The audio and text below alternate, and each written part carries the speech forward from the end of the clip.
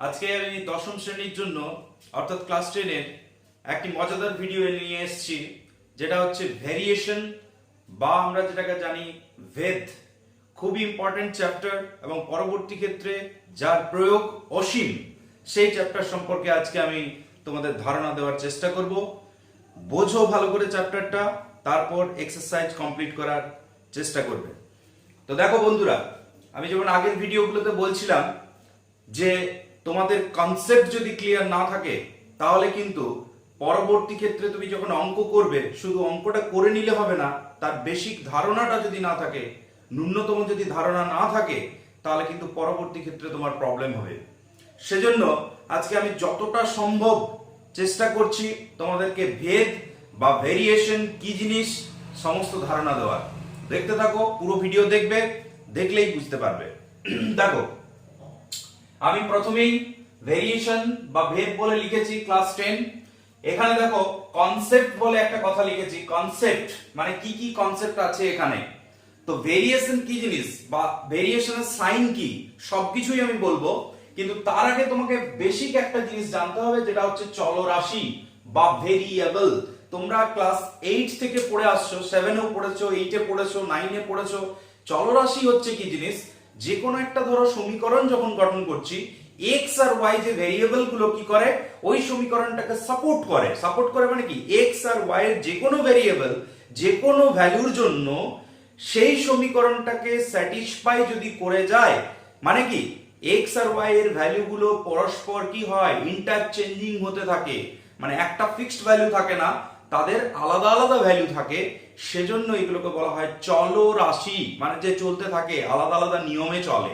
ঠিক আছে, এটা হলো চলরাশির ডেফিনেশন। যেমন ধরো তোমার এক্স ওয়াই এটসেট্রা, এই সবগুলোকে আমরা বলছি চলরাশি। নেক্সট আমরা চলে আসছি ভেদ, মানে যে বিষয়ের উপর আমরা গুরুত্ব দিচ্ছি সেটা সম্পর্কে বলবো। ভেদ বা ভেরিয়েশন কি জিনিস, খুবই দারুণ কনসেপ্ট তোমাদের হবে। দেখো, আমি সহজ একটা লাইনে লিখে রেখেছি, দেখো লাইনটা পড়ছি। দুটি চলরাশি একটির সাথে আরেকটি পরিবর্তিত হলে, ব্যাপারটা বোঝার চেষ্টা করো। ধরো দুটো চলরাশি, আমি এক্স আর ওয়াই বললাম, তো দুটো চলরাশির একটার সাথে আরেকটা যদি পরিবর্তিত হয়, পরিবর্তিত হওয়ার কথার অর্থ কি, চেঞ্জ হবে, মানে একটা যখনই চেঞ্জ হয়ে যাচ্ছে আরেকটা ভেরিয়েবলও চেঞ্জ হয়ে যাবে। যেমন তোমাকে আমি একটা এক্সাম্পলস দিতে পারি, কিন্তু তার আগে কয়েকটা জিনিস জানার আছে, যে ভেদ হচ্ছে 2-3 রকম টাইপ আছে। সেই টাইপ গুলো দেখো, আমি একটা এক্সাম্পলের সাথে আমি বলছি। প্রথমে হচ্ছে সরল ভেদ। সরল ভেদ মানে হচ্ছে ডাইরেক্ট ভেরিয়েশন, মানে আমরা ইংরেজি টার্মগুলো জেনে নেব। তো সরল ভেদ কি জিনিস, দেখো ভেদের যে তোমার প্রপোর্শনালের যে সাইন, সেটা হচ্ছে ভেদের সাইন। এই যে এটা দেখতে পাচ্ছ তোমরা, তো এক্স ভ্যারিজেস ওয়াই হবে সরল ভেদ। এবার কেন হচ্ছে বা সরল ভেদ কি, সেটার কনসেপ্টও আমি বলছি। আগে শুনে নাও কি বলতে চাইছি, যে এক্স ভ্যারিজেস ওয়াই মানে হচ্ছে তোমার X by Y equal to ধ্রুবক। মানে এক্স ভ্যারিজেস ওয়াই কথার অর্থই হচ্ছে X by Y equal to ধ্রুবক। ধ্রুবক মানে কি, কোনো একটা কনস্ট্যান্ট টার্ম, মানে যে কোনো কিছু একটা ফিক্সড টার্ম আসবে সেটাকে বলা হচ্ছে ধ্রুবক। তো আমরা এখানে একটা এক্সাম্পল নিয়েছি, এটা ভেদেরও এক্সাম্পল হবে, আর আমি সরল ভেদেরও এক্সাম্পল বলতে পারবো। তো ব্যাপারটা কি, দেখো আমি ভেদ বা সরল ভেদ কি জিনিস আমি বোঝাচ্ছি। চালের পরিমাণ আর দাম বলেছি, মানে ধরো তুমি বাজারে গেলে, বাজারে গিয়ে তুমি হয়তো চাল কিনবে, তো তোমার দেখা যাচ্ছে তুমি চালের পরিমাণটা কেজিতে নিচ্ছ আর দামটা তুমি রুপিস বা টাকাতে দিচ্ছ। তো এখানে আমি একটা কথা বলছি, যে চালের পরিমাণ ধরো তুমি 1 কেজি চাল নিচ্ছ, তাহলে সেক্ষেত্রে তুমি দাম নিচ্ছ ধরো 30 টাকা। আমি লিখে রেখেছি, বোর্ডে দেখবে যে 1 কেজি চালের দাম আমি 30 টাকা দিচ্ছি। তাহলে সেই চালটাই, ওই যদি সেম চাল থাকে, তাহলে অবশ্যই আমি যদি 2 কেজি চাল নিতে চাই, এই যে সেকেন্ড ওয়ান যেটা বলেছি, তাহলে নিশ্চয়ই আমাকে 60 টাকা দিতে হবে বাজারে গিয়ে। আবার যদি আমি 3 কেজি সেই চালটা নিতে চাই, তাহলে আমাকে কত দিতে হবে, 90 টাকা দিতে হবে। তাহলে একটা জিনিস লক্ষ্য করো বন্ধুরা, আমি যদি এটাকে এক্স হিসাবে ট্রিট করি, মানে চালের পরিমাণটাকে ভেরিয়েবল হিসাবে, আর এটাকে যদি আমি দামটাকে ওয়াই হিসাবে ট্রিট করি, তাহলে দেখা যাচ্ছে কি এক্স ভ্যারিজেস ওয়াই হচ্ছে, মানে ব্যাপারটা কি রকম, যে তুমি দেখো যত তুমি এই দিকটা বাড়ছে 1 2 3 করে, দেখো এই দিকটা যত বাড়ছে, এই দিকটাও কিন্তু দামের পরিমাণটা কিন্তু বেড়ে যাচ্ছে। অর্থাৎ কথার অর্থ কি, সরল ভেদ মানে হচ্ছে তোমার যদি দুটো ভেরিয়েবল থাকে, তাহলে দুটো ভেরিয়েবলের একটা যদি বৃদ্ধি পায় তাহলে অপরটাও বৃদ্ধি পাবে, একটা যদি কমে আসে তাহলে অপরটাও কমে আসবে। আমি যদি উল্টো দিকটা থেকে ভাবি, 3 কেজি চাল যদি আমি প্রথমে নিই তাহলে হচ্ছে 90 টাকা, যদি 2 কেজি চাল নিই তাহলে 60 টাকা, যদি 1 কেজি চাল নিই তাহলে 30 টাকা। মানে ব্যাপারটা কি হলো যে তোমার ভেরিয়েবল গুলো কি হচ্ছে, দুটো ভেরিয়েবল পরস্পর কি হচ্ছে, চেঞ্জ হচ্ছে। দেখো ভেদের ডেফিনেশন কি বলছে, একটির সাথে অপরটি পরিবর্তিত হলে বা একটার সাথে অপরটা চেঞ্জ হলে। তার মানে ব্যাপারটা কি, ভেদও এখানে ঢুকে গেল। তো ভেদেরই একটা পার্ট হচ্ছে সরল ভেদ, অর্থাৎ কথার অর্থটা বুঝতে হবে যে যখনই আমি একদিক থেকে বাড়ছে দেখছি আর অপর দিক থেকেও বাড়ছে, তার মানে তুমি বুঝে নাও সেটা হচ্ছে সরল ভেদ। এবার কমতেও পারে, একদিক থেকে কমছে অপর দিক থেকেও কমছে, তাহলে দুটোর মধ্যে কি রিলেশনটা থাকছে না, x/y = ধ্রুবক। তো আমি এখানে দেখাচ্ছি, দেখো যদি আমি 30/1 করি তাহলে দেখো কত আসছে, 30 আসছে, সিম্পলি বুঝে গেছো। এবারে 60/2 করছি, কত আসছে বলো, 30 আসছে। এভাবে যদি 90/3 করি তাহলে কি পাবো আমরা, y/x বা x/y, তুমি যা করবে না কেন প্রত্যেকটা ক্ষেত্রে কিন্তু ধ্রুবক আসবে। দেখো 90/3 করলেও আমার 30 আসবে, বা যদি আমি x/y করি তাহলে 1/30, এটা বা এটা মানে হচ্ছে 1/30, 3/90 মানে 1/30। তাহলে প্রত্যেক ক্ষেত্রে তুমি কিন্তু একটা কনস্ট্যান্ট বা যে এই যে ধ্রুবক কথাটার অর্থ আমি বুঝিয়েছি, ধ্রুবক যেটা পাবো সেটা হচ্ছে এখানে হয় 30 হতে পারে যদি y/x করি, আর যদি x/y করি তাহলে অবশ্যই 1/30 হবে। তো বন্ধুরা বুঝে গেছো যে সরল ভেদ কি জিনিস। আবারও বলে দিচ্ছি যে যদি একটি চলরাশি বৃদ্ধি পায় তাহলে যদি অপরটিও বৃদ্ধি পেতে থাকে তাহলে অবশ্যই আমরা বলবো সেই চলরাশি দুটো সরল ভেদে আছে। যদি সেখানে কমতে থাকে একটার সাথে অপরটা তাহলে অবশ্যই সরল ভেদে রয়েছে। এবার আমরা ব্যস্ত ভেদের ডেফিনিশনে আসবো। ব্যস্ত ভেদ বা আমরা যেটাকে বলছি ইনভার্স ভেরিয়েশন। তো ইনভার্স ভেরিয়েশন কি জিনিস, দেখো এরকম x প্রপোর্শনাল টু বা x ভ্যারিজ as 1/y এরকম লিখবো, এবং এখানে কি হচ্ছে xy = ধ্রুবক পাবো বা xy = কনস্ট্যান্ট পাবো। এবার ব্যস্ত ভেদ কি জিনিস সেটা তোমাকে বুঝতে হবে। আমি একটা এক্সাম্পল দিয়েছি, ধরো আমি কোনো একটা কাজের জন্য বিশেষ একটা কাজ বললাম, ফিক্সড একটা কাজ রয়েছে, ধরো 100 জন লোকে সেই কাজটা করতে 10 দিন সময় নিচ্ছে। তুমি একদম জেনারেল কনসেপ্টে চলে যাও, আমরা যে কাজগুলো করি, বাড়িতে কাজ করছি বা কোনো জায়গায় হয়তো কাজ করাচ্ছি, সেগুলোর ক্ষেত্রে দেখবে যদি 100 জন লোকে একটি কাজ সময় নিচ্ছে হয়তো 10 দিন, মানে ব্যাপারটা বুঝবে সময়টা হচ্ছে 10 দিন, লোক সংখ্যা কিন্তু 100। তাহলে কাজটা তোমার যদি ফিক্সড রাখা হয়, ওই কাজেই যদি 200 জন লোক লাগানো হয় তাহলে কি সময় বেশি লাগবে না কম লাগবে, তোমরাই বোঝো। বেশি লাগবে না, ও ক্ষেত্রে সময়টা কম লাগবে। তাহলে ব্যাপারটা কি হলো, আমার যদি 100 জনে 10 দিন লাগে তাহলে 200 জন লোক লাগালে মানে ডবল লোক লাগাচ্ছি, মানে নিশ্চয়ই সেই কাজটা 5 দিনে হয়ে যাওয়ার কথা। তাহলে এখানে দেখো এই দিক থেকে এটা বাড়ছে, আবার এই দিক থেকে এটা কিন্তু কমছে। তার মানে ব্যাপারটা কি হলো যে একদিক থেকে বাড়ছে আর একদিক থেকে কমছে, মানে একদিক থেকে বৃদ্ধি পাচ্ছে আর একদিক থেকে কমে কমে আসছে। তাহলে এরকম যদি রিলেশনটা থাকে তাহলে আমরা বাস্তব জিনিসের সঙ্গে, বাস্তবের সঙ্গে রিলেট করতে হবে। তাহলে দেখো এরকম যদি থাকে তাহলে আমরা বলতে পারবো ওই চলরাশি দুটি ব্যস্তভেদ বা ইনভার্স ভেরিয়েশনে রয়েছে। তাহলে দেখো এখানে সিম্পল এক্সাম্পল গুলো তোমরা তুলে ধরো, যে কোনো জিনিস তুমি তুলে ধরতে পারো। ধরো তোমাকে আরেকটা এক্সাম্পল দিয়ে দিচ্ছি এইটারই। ধরো তুমি মামা বাড়ি যাচ্ছ, বাড়ি থেকে মামা বাড়ি যাচ্ছ, তো সেক্ষেত্রে ধরো 10 কিলোমিটার রাস্তা, 10 কিলোমিটার রাস্তা তুমি হয়তো প্রথমটায় 3 ঘন্টায় গেলে, ভালো করে বুঝবে। তুমি সাইকেলে যাচ্ছ, 10 কিলোমিটার রাস্তা তোমার বাড়ি থেকে মামা বাড়ি, কিন্তু দূরত্বটা ফিক্সড, এটা মনে রাখবে। দূরত্ব ফিক্সড, তুমি কি করছো 10 কিলোমিটার রাস্তা সাইকেলে করে 3 ঘন্টায় গেলে। আসার সময় তুমি হয়তো 20 কিলোমিটার, এটা 20 কিলোমিটার 10 কিলোমিটার পার আওয়ার মানে ঘন্টা বেগে, মানে যদি তুমি 10 কিলোমিটার পার আওয়ার বেগে, এটা গতিবেগ আর এটা হচ্ছে তোমার সময়। তাহলে কি হচ্ছে ব্যাপারটা দেখো, 20 কিলোমিটার পার আওয়ার বেগে যদি আসো মানে আসার সময়, তাহলে সেক্ষেত্রে তোমার 1.5 ঘন্টা লাগবে, হাফ সময় লাগবে। তাহলে ব্যাপারটা বুঝে নাও যে এই দুটো যখন আমি মাল্টিপ্লাই করব বা গুণ করব তাহলে 30 আসছে, এই ক্ষেত্রেও কিন্তু তুমি 30 পাবে। তার জন্য ব্যাপারটা কি হয়ে গেল যে এখানে আমি লিখেছি দেখো xy = ধ্রুবক। সো সিমিলার এখানেও যদি আমি एग्जांपलটাকে তুলে ধরি, 100 × 10 মানে কত হচ্ছে বন্ধুরা, 1000। এবারে দেখো 200 × 5 কত হচ্ছে বন্ধুরা, নিশ্চয়ই বুঝতে পারছো, 1000। তাহলে এই যে কনস্ট্যান্ট বা ধ্রুবক কি জিনিস, যে দুটো টার্মে আমার গুণফল যখন বের করাচ্ছি তখন কিন্তু ধ্রুবক আসছে। তাহলে বুঝতে পেরেছো যে ভেদ কি জিনিস। দেখো ভেদ আমি বারবার বললাম যে ভেদ হচ্ছে কি, যে একটার সাথে যদি অপরটা পরিবর্তিত হয় তাহলে অবশ্যই আমরা তাকে ভেদ বলবো। তো সরল ভেদ আর ব্যস্ত ভেদ দুটো ক্ষেত্রে কিন্তু সেম ঘটনা ঘটেছে, এই জন্য এদেরকে বলছি একটা ক্ষেত্রে সরল ভেদ, একটা ক্ষেত্রে ব্যস্ত ভেদ। এবার তোমাদের বন্ধুরা আরেকটা ইম্পর্টেন্ট পোরশন রয়েছে এখানে, যেটা হচ্ছে যৌগিক ভেদের উপপাদ্য বা থিওরেম অফ জয়েন্ট ভেরিয়েশন। তাহলে যৌগিক ভেদের উপপাদ্য কি জিনিস দেখো, প্রথমে আমি বলি তিনটি ভেরিয়েবল এখানে নেওয়া হয়। ধরো আমি বললাম যে এক্স ওয়াই জেড তিনটি ভেরিয়েবল বা চলরাশি।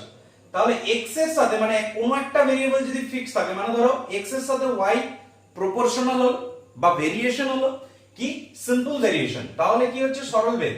তাহলে জেড কিন্তু এখানে কনস্ট্যান্ট বা ধ্রুবক থাকছে, বুঝে নাও ব্যাপারটা। আবার ধরো অন্য ক্ষেত্রে এক্স ভ্যারিসেস হয়তো জেড হলো, মানে এক্সটা কি হচ্ছে ওয়াই এর সাথে একবার সরল ভেদ, জেড এর সাথে একবার সরল ভেদ বা ব্যস্ত ভেদেও থাকতে পারে। যৌগিক ভেদটা কিন্তু সরল ভেদেই যে থাকবে এটা কোনো ব্যাপার নয়, এটা আমি 1/z ও লিখতে পারি। তো তথ্যটা কি, এখানে ওয়াইটা কনস্ট্যান্ট হবে। তাহলে এই দুটোকে মিলিয়ে যে আমি রেজাল্ট পাবো সেটা হচ্ছে এটা x ভ্যারিসেস yz। যদি এটা 1/z হতো, মানে যদি ব্যস্ত ভেদে থাকতো তাহলে y/z হতো এইখানে, বোঝা গেছে। তাহলে যদি যৌগিক ভেদের উপপাদ্য বলা হয় তাহলে যৌগিক ভেদ সম্পর্কে আগে জানতে হবে। তিনটে ভেরিয়েবল যদি থাকে বা চারটা ভেরিয়েবল যদি থাকে, কোনো একটা ফিক্সড ভেরিয়েবলের সাথে কি করা হচ্ছে, বাকিগুলোর সরল ভেদ থাকুক বা যৌগিক ভেদ থাকুক, ভেদ থাকলেই হলো। তাদের কি ডান দিকটা যদি মাল্টিপ্লিকেশন হয় বা গুণ হয় তাহলে যে ভেদটা পাবো তাকে বলা হচ্ছে তোমার যৌগিক ভেদ, এবং যৌগিক ভেদের উপপাদ্য হচ্ছে এটা। এবার এখানে তোমাদের একটা জিনিস বলতেই হবে, ক্লাস 10 এর অঙ্কগুলোর ক্ষেত্রে তোমাদের খুব একটা বেশি কনসেপ্ট থাকা দরকার।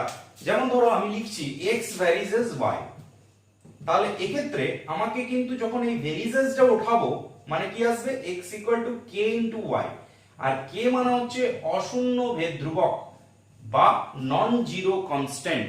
মনে রাখবে এই k এর ভ্যালু অবশ্যই লিখতে হবে অশূন্য ভেদ ধ্রুবক বা নন জিরো কনস্ট্যান্ট। তাহলে এই ভেরিয়েশন চিহ্ন বা প্রপোর্শনাল চিহ্ন উঠে গিয়ে সমান হলে এখানে কিন্তু একটা কনস্ট্যান্ট মাল্টিপ্লাই হবে বা কনস্ট্যান্ট কে আসবে। এটা কিন্তু অঙ্কগুলোর ক্ষেত্রে খুব ইম্পর্টেন্ট, এবং তোমার এখান থেকেও এটা যদি করতে চাও তাহলে অবশ্যই এই জিনিসটাও লেখা যাবে। মানে ধরো কোথাও x k y, মানে কোন একটা কনস্ট্যান্টের সাথে মাল্টিপ্লিকেশন আছে, তার মানে কি x ভ্যারিসেস y ও তুমি লিখতে পারবে। এবার আমি এই বোর্ডে দেখো কিছুগুলো প্রুফ, ইম্পর্টেন্ট প্রুফ, মানে যেগুলো আমাদের কাজে লাগবে বা যেগুলো দরকার সেগুলো আমি প্রুফ করে দেখাবো। এবং এগুলো কি কি আছে দেখো, প্রথমটা বলেছি x ভ্যারিসেস y হলে আমাকে প্রুফ করতে হবে, এই যে ইমপ্লাই দিয়েছি, তার মানে হচ্ছে কি x ভ্যারিসেস y থেকে আমাকে y ভ্যারিসেস x প্রুফ করতে হবে। তাহলে একটা একটা করে আমি করব, তো দেখো কিভাবে করছি একটু দেখে নাও।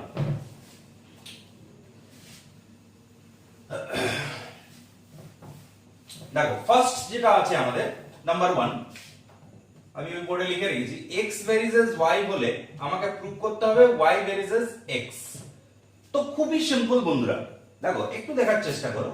আমাকে প্রথমে বলেছিল x ভ্যারিসেস y, তো আমি এখান থেকে কি পাচ্ছি, প্রুফটা যদি আসি তাহলে আমরা এখান থেকে কি পাবো, x ভ্যারিসেস y মানে আমি এখনই বললাম যে x k y, আমি লিখতেই পারি k হচ্ছে নন জিরো কনস্ট্যান্ট বা তোমাকে বলতে হবে ভেদ ধ্রুবক, এখানে অবশ্যই ভেরিয়েশন কনস্ট্যান্ট, ঠিক আছে। তাহলে তোমাকে কি লিখতে হবে যে k হচ্ছে অশূন্য ভেদ ধ্রুবক, যদি বাংলায় লেখো অশূন্য ভেদ ধ্রুবক। এবার দেখো তাহলে এখান থেকে আমাকে কি বের করতে হবে, y ভ্যারিসেস x। তাহলে আমি y কত পাচ্ছি বলো তো বন্ধুরা, 1/k x পাচ্ছি কিনা, এই 1/k টাকে এইদিকে নিয়ে আসছি, তাহলে 1/k হয়ে যাচ্ছে। এবার দেখো k টা ছিল নন জিরো কনস্ট্যান্ট, ভালো করে বুঝবে, মানে অশূন্য ধ্রুবক ভেদ ধ্রুবক। তাহলে 1/k টাও তো অশূন্য ভেদ ধ্রুবকই হবে, তার মানে কি y ভ্যারিসেস x হয়ে গেল, যেহেতু 1/k is not equal to 0 ভেদ ধ্রুবক। বুঝতে পেরেছো নিশ্চয়ই, মানেটা কি, আমি x ভ্যারিসেস y থেকে y varices x easily prove করলাম। নাম্বার 2 আমরা যেটা পাবো, দেখো নাম্বার 2 যেটা বলেছে সেটা হচ্ছে এখানে এক নাম্বারটা হয়ে গেল। 2 নাম্বার দেখো বলেছে x ভ্যারিসেস y এবং y ভ্যারিসেস z হলে আমাকে x ভ্যারিসেস z প্রুভ করতে হবে। তাহলে কি বলেছে, x varices y and y varices z, then we have to prove x varices z। তাহলে আমরা দেখো দুটো জিনিস এখানে পাচ্ছি, x ভ্যারিজেস y, তার মানে নিশ্চয়ই এখান থেকে x ইকুয়াল টু k নিব না, আমরা কি নেব k1y। কেন k1y নিলাম? কারণ দুটোর জন্য দুটো আলাদা আলাদা কনস্ট্যান্ট আসবে। তাহলে যদি আমি এটার ক্ষেত্রে এই কনস্ট্যান্টটা নিই, তাহলে আমাকে সাইডে অবশ্যই লিখতে হবে k1 is not equal to 0, ভেদ ধ্রুবক, অবশ্যই ভেদ ধ্রুবক লিখবে। আচ্ছা, তাহলে এটা হয়তো আমি একটা পেয়ে গেলাম। এবার আমরা যদি এখান থেকে ভাবি y ভ্যারিজেস z, তার মানে y ইকুয়াল টু কি পাবো k2 ইনটু z। এখানেও সেম লিখতে হবে k2 is not equal to 0, ভেদ ধ্রুবক, এখানে কিন্তু লিখতে হবে। তার মানে কি k2 হচ্ছে অশূন্য ভেদ ধ্রুবক, k1 হচ্ছে অশূন্য ভেদ ধ্রুবক। তাহলে বন্ধুরা দেখো, আমি এখান থেকে যদি সিম্পল একটা লজিক অ্যাপ্লাই করি, x equal to k1 into এই যে y, এখানেও তো আমি y পেয়ে আছি, তাহলে y এর ভ্যালুটা যদি এখানে পুট করি তাহলে কি আসবে k2z। তাহলে এখান থেকে আমি যেটা পাচ্ছি x1 equal x equal to k1 k2 into z। তো বন্ধুরা দেখো, k1 হচ্ছে নট ইকুয়াল টু 0 ভেদ ধ্রুবক, আর k2 হচ্ছে নট ইকুয়াল টু 0 ভেদ ধ্রুবক। তার মানেটা কি দাঁড়াচ্ছে? মানেটা হচ্ছে কি এইটাও একটা অশূন্য ভেদ ধ্রুবক, তার মানে x ভ্যারিজেস z। কেন? Because k1 into k2 is not equal to 0 ভেদ ধ্রুবক। বোঝা গেছে? এবার আমরা নেক্সট প্রুফে চলে আসি।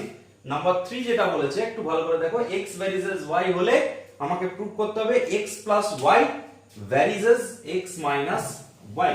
তাহলে দেখো খুবই সিম্পল ভাবে আমরা এটাকেও করে নেব।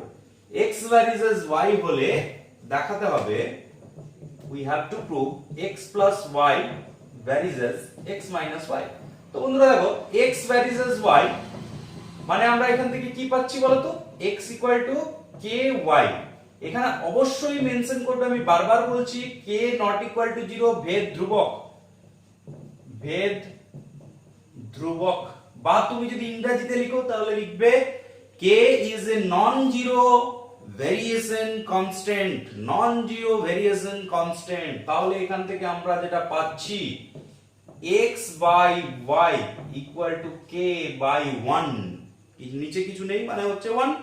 তাহলে আমরা যোগভাগ প্রক্রিয়া, আমি আগের ভিডিওতে বলেছিলাম যে অনুপাত আর সমানুপাত যখন পড়িয়েছি, দেখবে তোমরা ভিডিও পেয়ে গেছো, সেখানে দেখবে আমি বুঝিয়েছিলাম অনেকগুলো মেথডের কথা বলেছিলাম, তার মধ্যে যোগভাগ প্রক্রিয়া ছিল। ওই যোগভাগ প্রক্রিয়া এখানে কাজে লাগবে, বা কম্পোনেন্ডো এন্ড ডিভিডেন্ডো। তাহলে দেখো, কম্পোনেন্ডো এন্ড ডিভিডেন্ডো যদি অ্যাপ্লাই করি বা যোগভাগ প্রক্রিয়া অ্যাপ্লাই করি, নিচের সাথে উপরের সাথে নিচের যোগ বাই উপর থেকে নিচের বিয়োগ equal to k plus 1 divided by k minus 1। তো সিম্পলি এটা কি বটে, এটা হচ্ছে কনস্ট্যান্ট, এবং কি নন জিরো কনস্ট্যান্ট। ভালো করে বোঝার চেষ্টা করো, জিরো নয় এমন কনস্ট্যান্ট, শূন্য নয়। কেন? কারণ k এর ভ্যালুটাও শূন্য, তাহলে k plus 1 by k minus 1 কি হবে, নন জিরো কনস্ট্যান্ট। কিন্তু এখানে তোমাকে খেয়াল রাখতে হবে, এইটা কিন্তু কোনো জায়গায় দেওয়া থাকে না k নট ইকুয়াল টু 1, মানে কি k এর ভ্যালু যদি 1 হয়ে যায় তাহলে এটা কি হয়ে যাচ্ছে, আনডিফাইন্ড হয়ে যাবে। তার মানে কি k নট ইকুয়াল টু 1 এখানে মেনশন করে দিলাম আমি। তাহলে x plus y equal two আমার কি পাচ্ছি, কনস্ট্যান্টটাই লিখলাম, বা এটাকে তুমি কনস্ট্যান্টটাকে অন্য কিছু k ধরে নিতে পারো, যে এই k1 ধরে নিতে পারো। ধরো আমি এটাকে এই কনস্ট্যান্টটাকে, এর ভ্যালুটাকে পুরোটাকে আমি k1 লিখে দিলাম, k1 ধরে নিলাম। তাহলে এখানে আমরা যেটা পাচ্ছি equal to k1 into x minus y। তাহলে x plus y varies as x minus y। তাহলে আমরা এটা প্রুফ করে নিতে পারলাম। নেক্সট আমরা ফোর্থ নাম্বার যেটা করব, x ভ্যারিজেস y হলে x to the power n varies as y to the power n। এটা আমরা দেখব। n হচ্ছে যে কোনো নাম্বার হতে পারে। তাহলে আমরা কি পাচ্ছি, এটার থেকে আমরা প্রুফ করব x to the power n varies as y to the power n। তো বন্ধুরা দেখো, আমি ইজিলি এখান থেকে তো লিখতেই পারি যে x ভ্যারিজেস y মানে হচ্ছে x equal to ky। k একটি অশূন্য ভেদ ধ্রুবক, অবশ্যই লিখবে। এবার দেখো, আমরা যদি বোথ সাইড পাওয়ারটা n দিই তাহলে কি আসবে, ky পাওয়ার n মানে k to the power n into y to the power n। তো বন্ধুরা সিম্পলি একটা জিনিস ভাবার চেষ্টা করো যে এটাকেই আমি এটা লিখতে পারি কিনা। কেন? যদি k একটা নট ইকুয়াল টু 0 ভেদ ধ্রুবক হয়, তাহলে এটাও তো অশূন্য ভেদ ধ্রুবক, মানে k to the power n এর ভ্যালু তো অশূন্য ভেদ ধ্রুবক। তার জন্য আমরা এটা পেলাম, যেহেতু এটা ধ্রুবকটা চলে যাচ্ছে তাহলে সমান উঠে গিয়ে কি হবে, প্রপোর্শনাল বা ভ্যারিজেস সাইন আসবে। এবং এই ক্ষেত্রে y to the power n এর সঙ্গে প্রপোর্শনাল হবে। নেক্সট আমরা এই আগের যেটা করলাম x plus y varices x minus y থেকে x ভ্যারিসেস y আসবো, মানে আগে করেছিলাম x ভ্যারিসেস y থেকে x plus y varices x minus y, এবার তার উল্টোটা করব। কি করতে যাচ্ছি দেখো, এটা লাস্ট প্রুফ আছে আমার। দেখো x plus y varices x minus y, এখান থেকে আমাকে প্রুফ করতে হবে x ভ্যারিসেস y। তো গিভেন যেটা দেওয়া আছে সেটা লিখো, এটা তো অবশ্যই লিখতে হবে। এবার x plus y equal to আমি কি লিখবো, প্রপোর্শনাল যখন উঠে যাবে k into x minus y, অবশ্যই এখানে লিখবে k নট ইকুয়াল টু 0, অশূন্য ভেদ ধ্রুবক, ঠিক আছে। তাহলে x plus y divided by x minus y কত আসবে, k আসবে। এবার যদি আমি বন্ধুরা দেখো যোগভাগ প্রক্রিয়া যেমন ওখানেও অ্যাপ্লাই করেছিলাম, এখানেও যদি আমি যোগভাগ প্রক্রিয়া অ্যাপ্লাই করি বা কম্পোনেন্ট ও ডিভিডেন্ড, তবে অবশ্যই সাইডে লিখবে কম্পোনেন্ট ও ডিভিডেন্ড থেকে পেলাম। তাহলে এখানেও যদি অ্যাপ্লাই করি তাহলে x plus y plus x minus y, উপরটা নিচটা হবে x plus y minus x plus y equal to k plus 1 divided by k minus 1, এখানে লিখবে কম্পোনেন্ট এন্ড ডিভিডেন্ড থেকে পেলাম বা যোগভাগ প্রক্রিয়া থেকে পাই। তাহলে এখানে y কেটে যাচ্ছে, এখানে x কেটে যাচ্ছে। তো বন্ধুরা দেখো 2x by 2y is equal to, এটাকে আমি একটা অন্য কনস্ট্যান্ট ধরে নিলাম, ধরো k1 ধরলাম, এটাও তো একটা ধ্রুবক, যেহেতু দেখো k টা কিন্তু নট ইকুয়াল টু 1 হবে, যদি 1 হয়ে যায় তাহলে কিন্তু নিচটা 0 হয়ে যাবে, তাহলে ওটাও কিন্তু মেনশন করে দেবে k নট ইকুয়াল টু 1, এটা কিন্তু হতেই হবে। তাহলে দেখো 2 2 তো কেটে যাচ্ছে, তাহলে x ইকুয়াল টু কত আসছে, k1 y, মানে x ভ্যারিসেস কি হলো y, যেহেতু k1 টাও একটা কনস্ট্যান্ট, নন জিরো কনস্ট্যান্ট, তার মানে আমরা পেয়ে গেলাম সমস্ত প্রুফগুলো আমি এখানে করে নিলাম। তাহলে ভেদ বা ভেরিয়েশন যদি কনসেপ্ট হয়ে থাকে তাহলে অবশ্যই আমার ভিডিও লাইক করো, শেয়ার করো, কমেন্ট করো আর সাবস্ক্রাইব করার সাথে সাথে বেল আইকনটা প্রেস করবে।